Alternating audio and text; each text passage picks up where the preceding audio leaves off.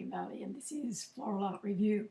This week we're looking at a floor-based design, and it was done a couple of years ago. It came second in the competition, and I'll talk about that a little bit later in the video. But it was placed on a supplied board, as you can see, painted that sort of beigey bony colour, 1.5 metres in diameter. The judging was from the front and from the sides, and the actual competition is held in a reception centre that is quite old, and as you can see, quite ornate in its wood carvings. And so the dilemma for us always when we compete here is understanding that these designs, the big designs, will be on the stage area and they will have that timber background, so it is quite distracting for the judges. And even though the judges are much the same each year, that we need to particularly think about our designs in terms of what will be distracting around the design. In addition to that, for this particular competition, it had to be a contemporary design, and it had to be interpretive of the title, obviously, of Climbing High. So what I wanted to do was, as is the case with a lot of contemporary designs, minimal amount of material, but I needed it to be very much in proportion and scale to the area where it was going to be displayed. So what I've used is a very large stump from a tree, and into that I've drilled some holes so I can put some steel rods to be the supports for the upright material. So there's gymea leaves on both sides of the design. There are bamboo pieces that have been painted red because I was using red flowers, so I wanted it to blend in. There's some vine that I've twisted around those uprights, a little bit harder to see against the background there.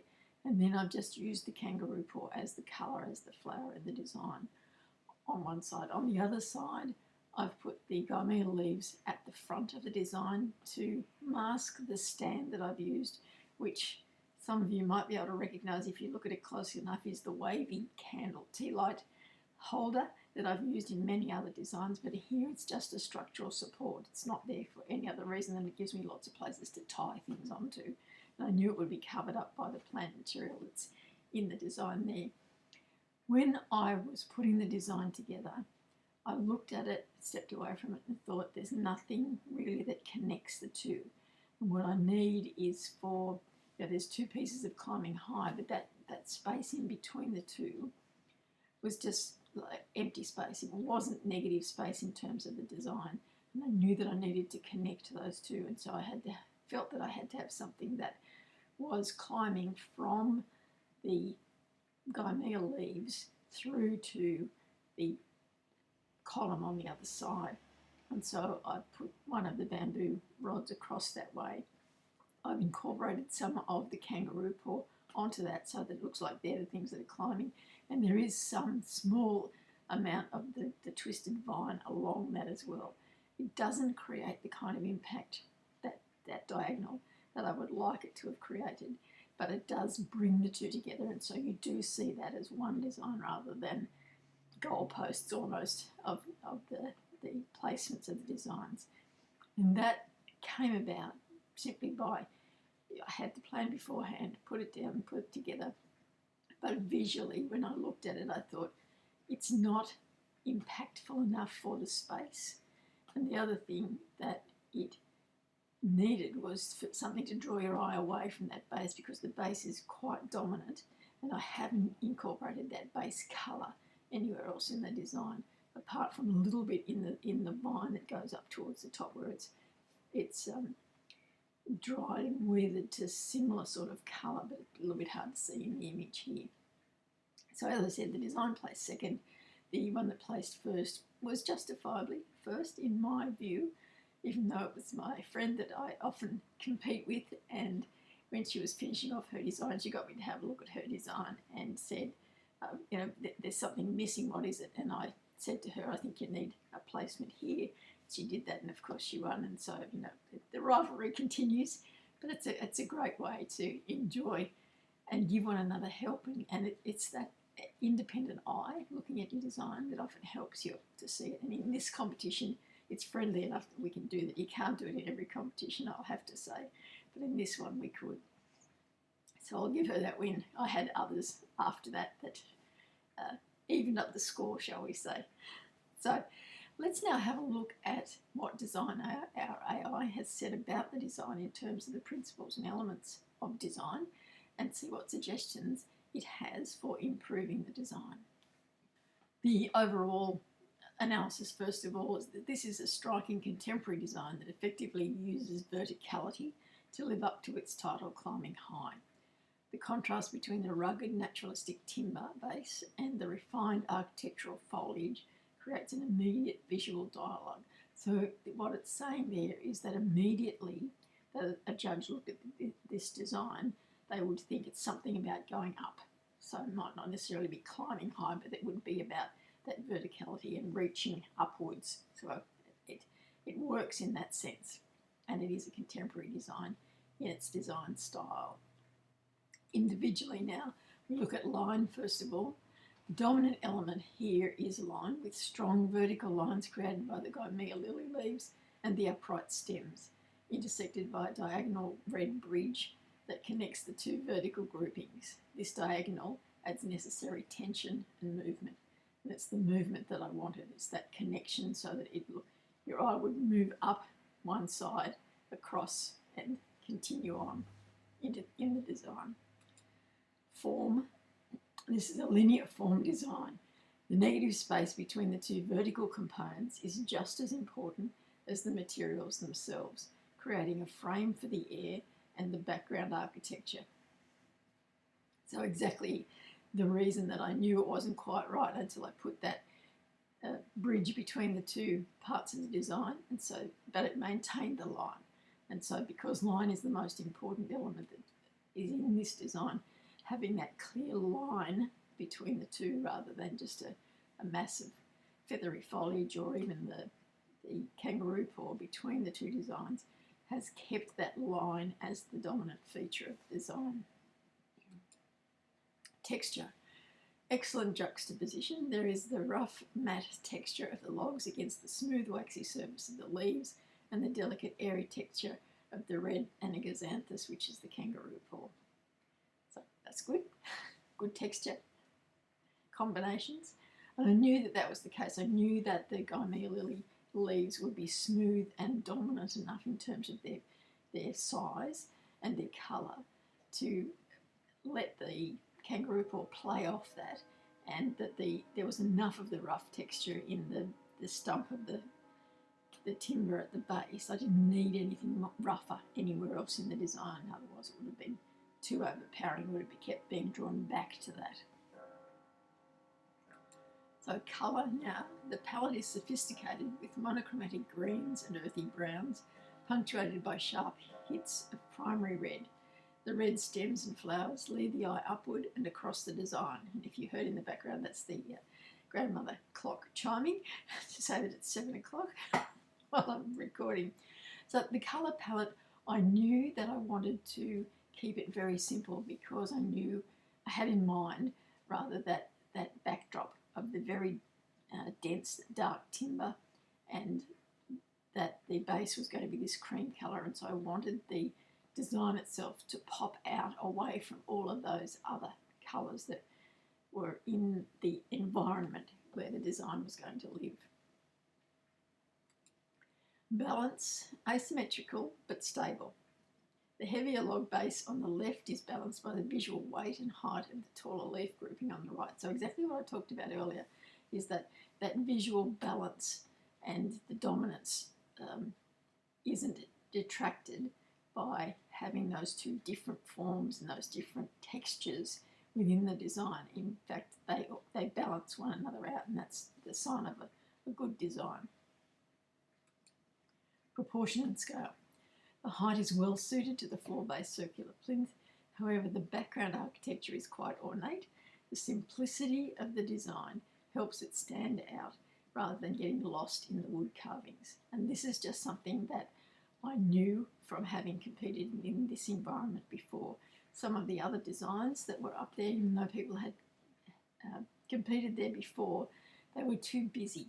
And so you have this busy background and this busy design, and as a judge or as a viewer looking at it, you just don't know where to look next, and your eyes get tired. There's nowhere to rest, and you think, oh, it's nice, but move on to something else where it's a bit calmer and a bit easier to look at, and I can look at it and appreciate all of it that's in there. So you should always find out about the environment where your competition design is going to be judged. Often the show schedule will tell you the colour of the bench or the carpet or the walls or the staging in any case, and so you really do need to think about that when you're planning your design. It's not just peripheral information that's nice to know.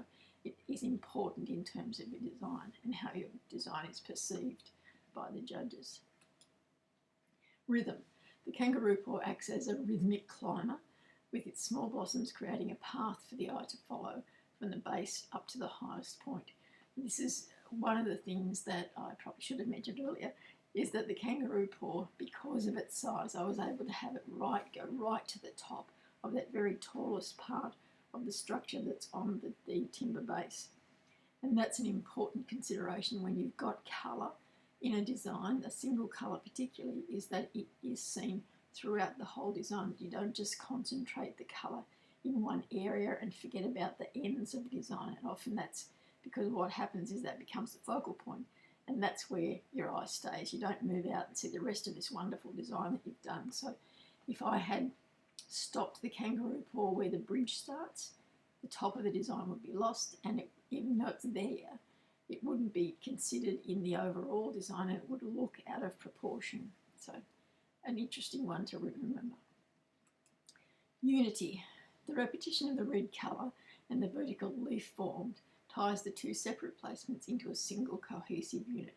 So in terms of unity, rather than have the rhythm or the movement within the design making it unified, I've managed to unify it by having repetition of form in terms of those gymnea leaves, some at the back, some at the front on the two sides of it, and the red colour.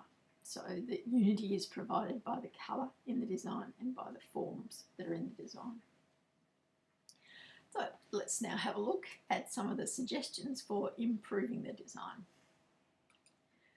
The first one is about the diagonal connection. The red diagonal rod is a bold choice, but where it meets the right-hand vertical, the attachment point looks a bit abrupt. Consider softening that junction with a small cluster of flowers or a twist of the vine to make the transition feel more organic. And that's very true. And I think it's probably a reflection of the fact that it came as not as an afterthought, but as something that was happened on the fly. It wasn't in the planning part of putting this design together. That, as I said, when I looked at it, I thought, there's nothing that connects them. I've got to have something. I put it there, and then being at the end of the design timing, I just needed to use whatever I had, and it obviously doesn't blend well enough, or it could blend better in the design to incorporate it more smoothly into that travelling path that your eye follows. Base integration. The transition from the logs to the stems is very clean, but perhaps too clean for a contemporary interpretive piece. A small amount of basing material, perhaps some moss or lichen, or even a few fallen kangaroo paw blossoms at the insertion point could bridge the gap between the timber and the plant material. So what it's talking about is the top of the stump, the timber base there, is that they, as I said, are drilled holes, and all of those placements are placed in the drilled holes. So it goes straight from the timber base into whatever the upright is. And that insertion point there just needs to be softened a little bit. Don't have to cover the whole of the top of the timber base, but just a little bit around those insertion points so it looks like they've grown out of it. Would be a bit more contemporary in terms of its finish than the way that I've got it there. Tension in the negative space. To increase the interpretive impact, you could slightly tilt one of the vertical leaves outward. Currently they are very parallel. A slight divergence would create more climbing energy and dynamic tension.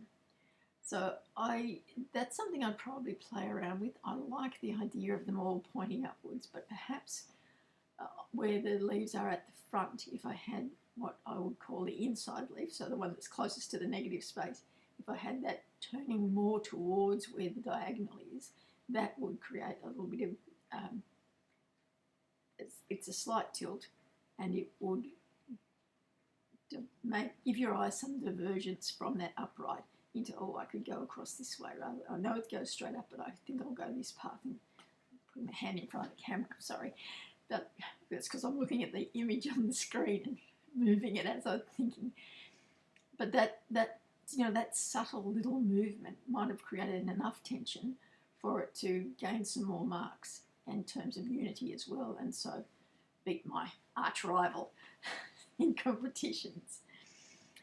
As I thought about this particular design, there are a couple of things that I did want to talk about, not particularly about this design, but about contemporary designs and about the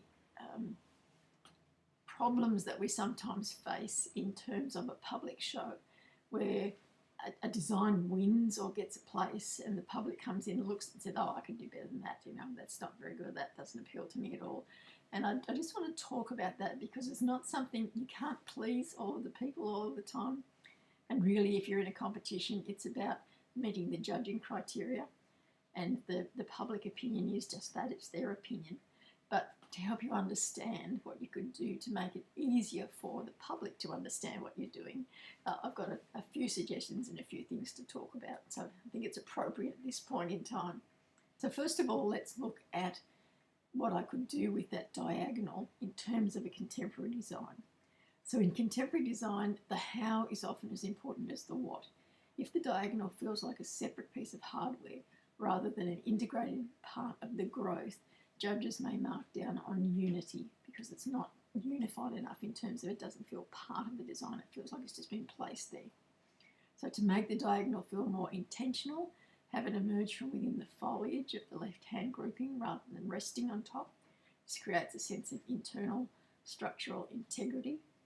If the diagonal is solid or heavy stem, you can lighten as it climbs by attaching smaller area florets along its length. This reinforces the climbing high theme while softening the line for the public eye. What I could also have done had I had the components there with me was to make it not just a single line, but have perhaps 3 lines and make it almost like a fan. So one end would be tight together and then fan out, so that there was this divergent path that you could follow that went from one to the other. And again, still would follow the climbing high theme, but would give that space a little bit more energy. And then once again, I would have to look at how to integrate those ends better on both sides of the design.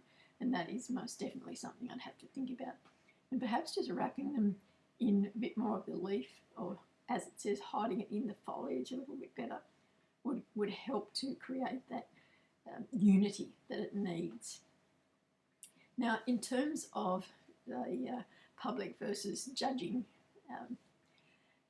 viewpoint, the tension between contemporary minimalism and public popularity is a classic floral art dilemma.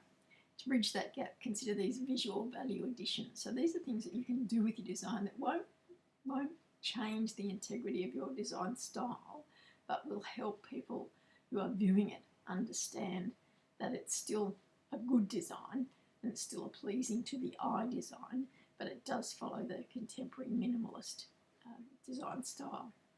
Instead of adding more flowers everywhere, which is often the case, that you'll hear people say, I should have more flowers in it, group the existing flowers into a more concentrated pulse of colour.